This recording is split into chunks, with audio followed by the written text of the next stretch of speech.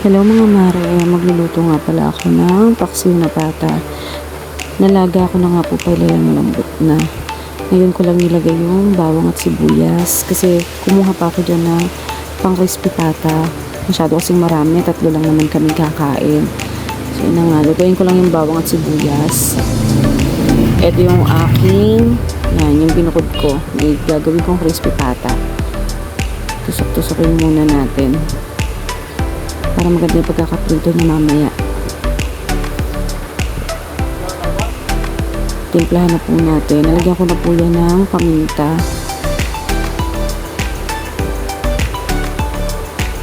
Malambot na rin po yan. Sobrang lambot na niya kasi kanina ko pa siya sinalang. Alam niyo ba mga mare, hindi naman talaga ako marunong magluto.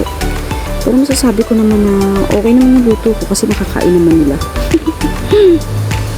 Parang kulang sa tubig, so dagdagan po natin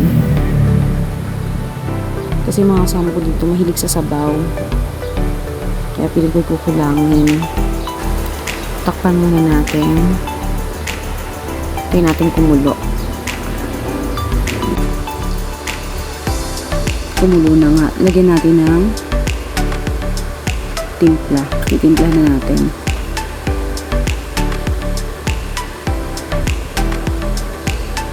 Sige, taktak mo pa yung suka na yan. Siguro naman in 1 week tapos ka na maglagay ng suka.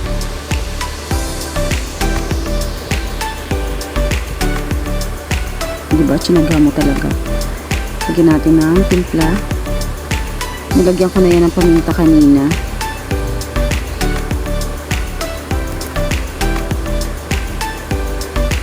Lagyan natin ng patis.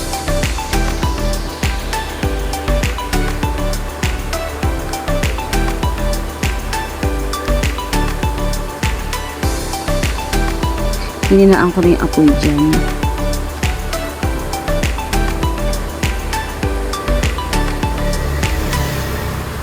Ayan, lagay na po natin yung gulay. Yan talaga yung gustong gusto ko dyan sa paksiw na pata. Alam nyo, yung ganyan, yung gulay na puso. Tapos pagkakainin ko na siya, halos puro gulay lang. Hindi masyadong mahilig kasi sa karne.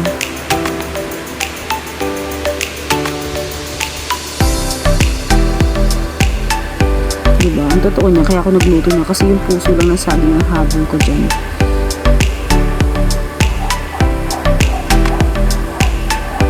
Hintayin na lang po natin dyan lumambot yung gulay na yan.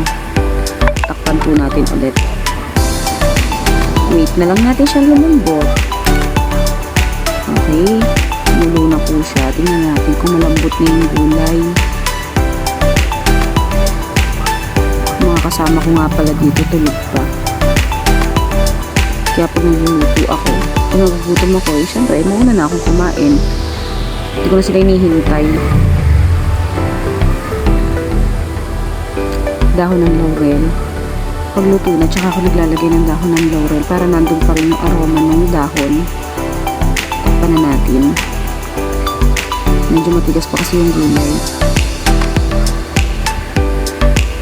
Ayun na nga, tignan natin kung malambot na.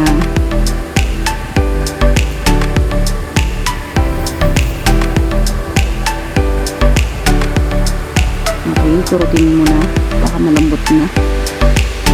So, pwede na po siya. Ayoko rin po na masyadong durog yung gulay. Okay na po. Kain na tayo, mga mare. Oh, bakit naging crispy pata na yan?